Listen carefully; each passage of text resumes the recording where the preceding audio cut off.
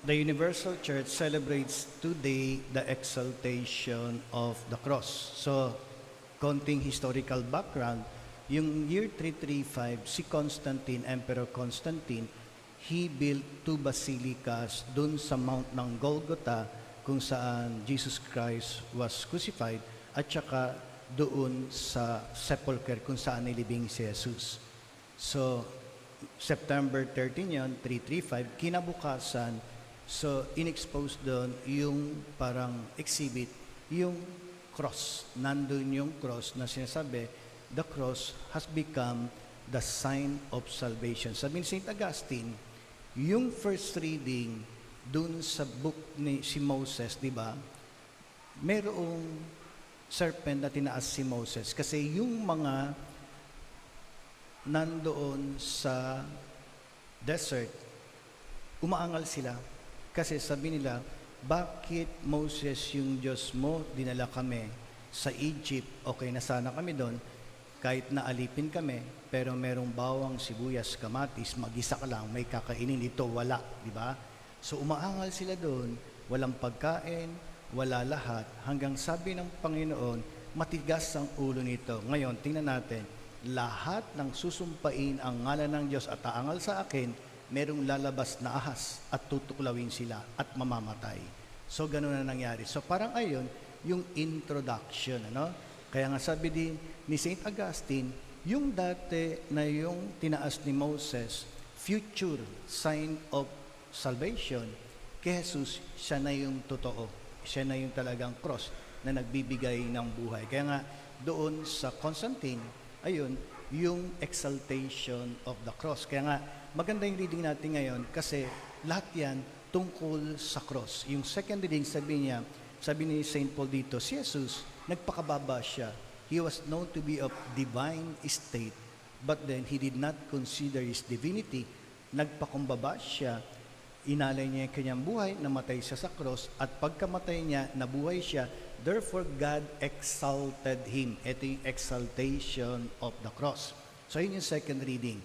So, ngayon, sabi doon, yung nangyari yun sa Constantinople, there was a time, yung 5th century, nagkaroon ng lumaganap yung Persian Empire, kinangker nila ang Jerusalem, siege of Jerusalem, dinala nila yung relics of the Holy Cross, yung sponge at saka yung lance, doon sa Persia.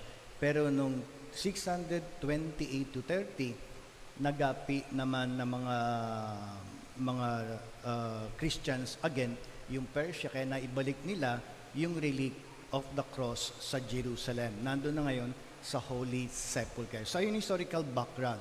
So punta tayo ngayon yung first reading. Sabi natin, iba, yung mga tao na nagre-rebelde sa Panginoon bilang parusa, bawat magrebelde sa Panginoon, nasisina ng Panginoon, may lalabas na ahas, tutuklawin sila.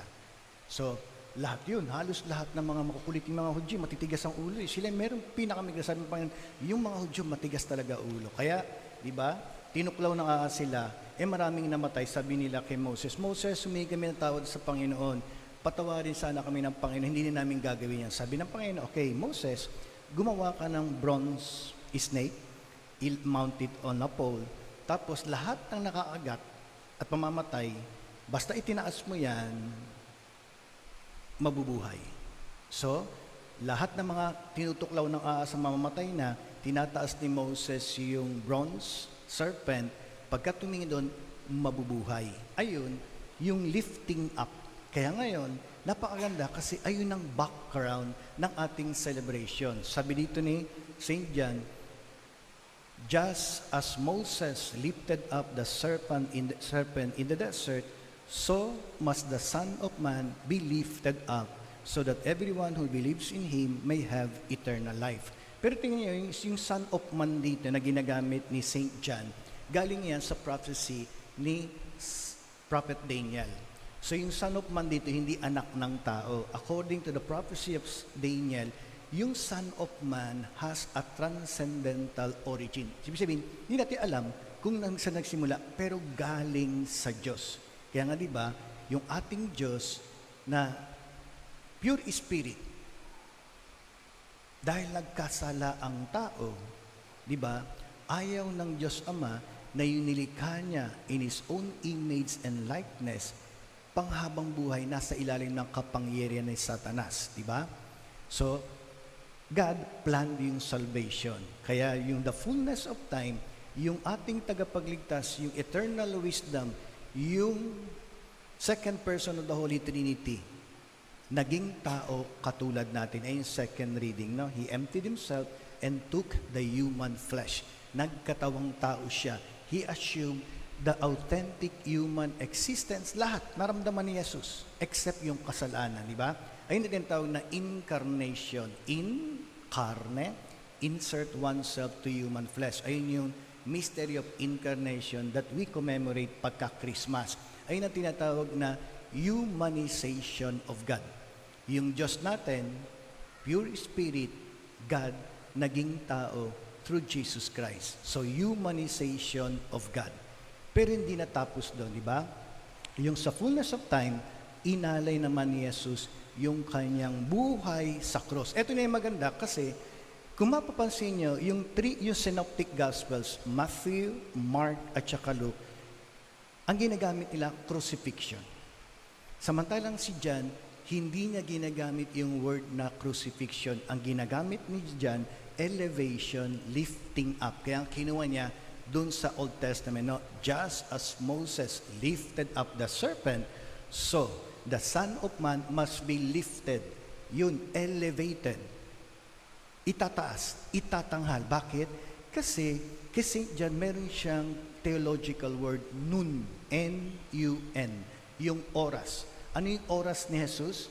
Tandaan nyo, di ba, yung sa Miracle of Cana, sabi ni Blessed Virgin Mary, anak, walang wine itong mga kinasal. Di ba yung wine, symbol yan ng blessing at saka yung lavish banquet, no? Ano sabi ni Jesus? Inay, babae, hindi pa dumating yung oras ko, yung nun. Kasi yung oras ko darating lang yan para sa kaligtasan ng tao, di ba? Ano sabi ni Blessed Virgin Mary? Sundin nyo lahat ng sinasabi ni Jesus. Pagdating dito, eto na yung oras ni Jesus. Tingnan nyo yung oras ni Jesus. Nakakaiba, taliwas sa pag-iisip natin. Ano ba yung oras ni Jesus? Para sa atin, di ba, yung oras natin, pagka sinasabi, di ba, moment niya na yan, iba, yung sabihin, tinatanghal siya, di ba, kaya meron tayong mga emotion. Kay Jesus, iba yung kanyang oras. Ang oras niya, the moment He was crucified on the cross.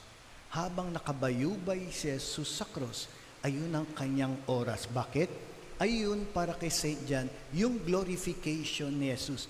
Habang nagpapakahirap siya, habang inaalay niya yung buhay niya sa bawat isa sa atin, habang namamatay siya, doon naman, He is glorified by the Father.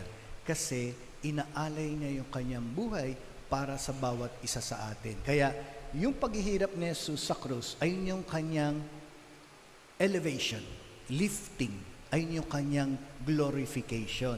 Di ba, pagkatapos nun, nung namatay si Jesus, tuwang-tuwa si Satanas. Bakit? Di ba nung namatay si Jesus, nagkaroon ng lindol, tapos dumilim, tuwang-tuwa si Satanas, sabi niya, naghahari na naman ako.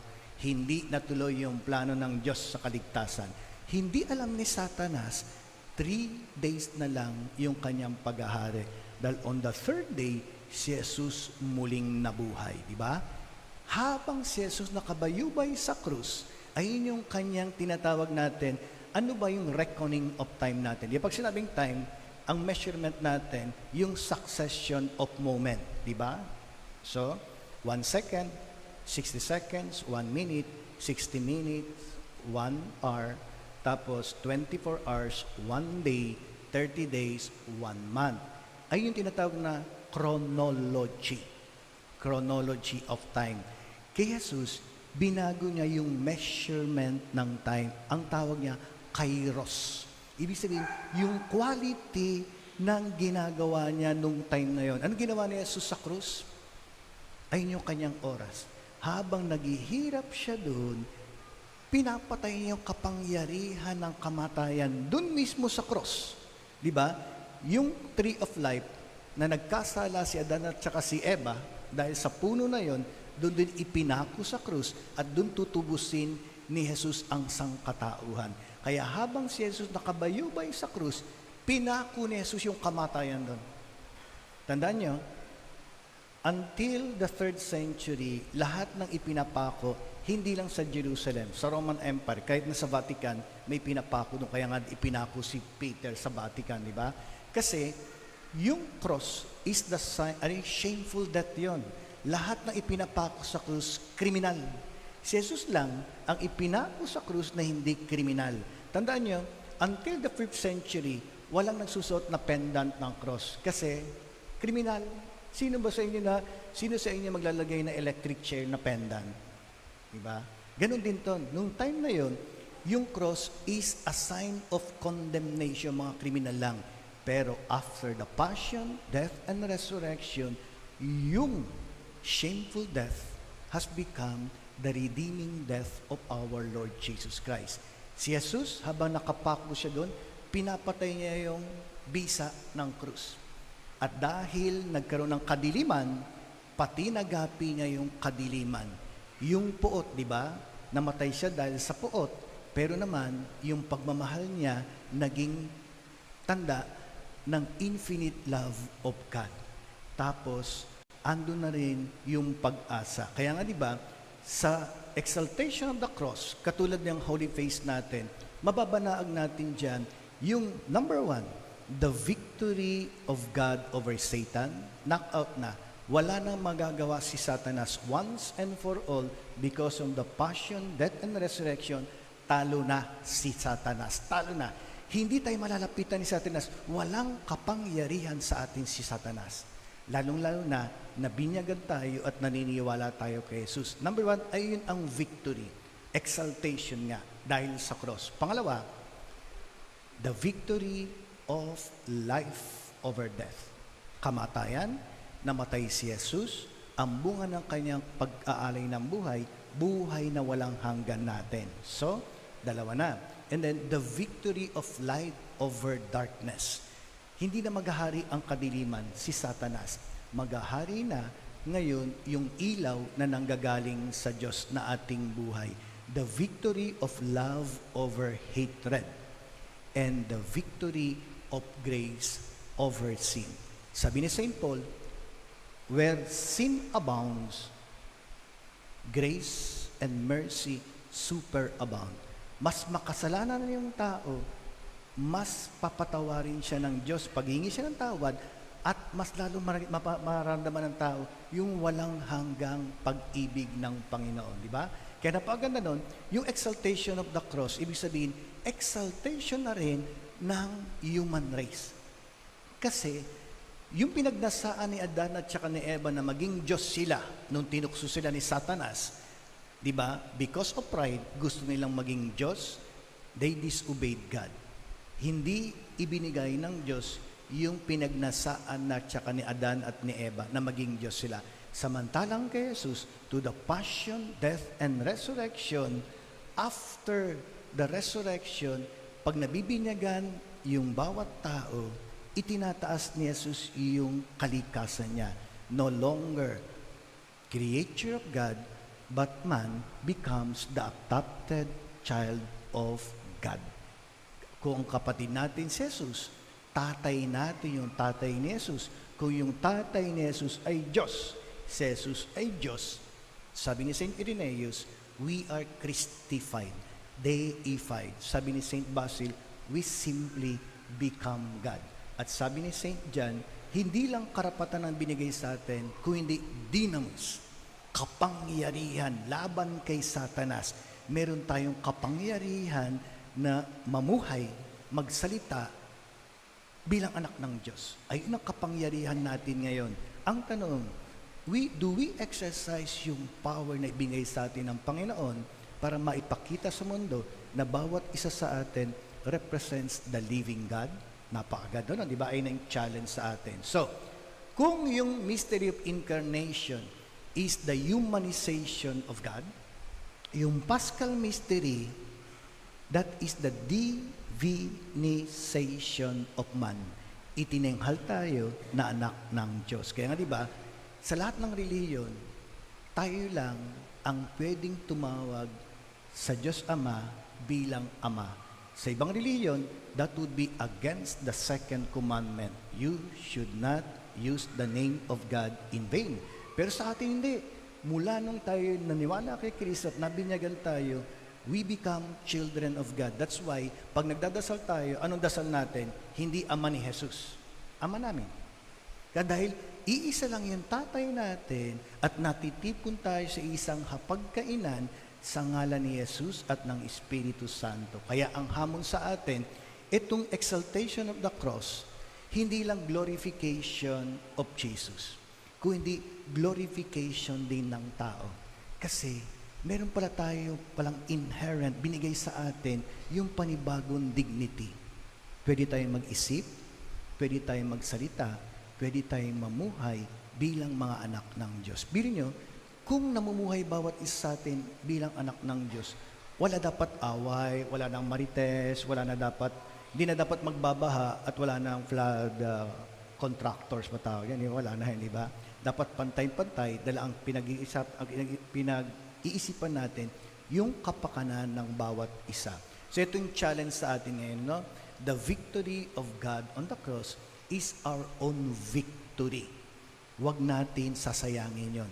Parating nating isabuhay. Kaya nga sabi ni St. Irenaeus, the glory of God is the living man.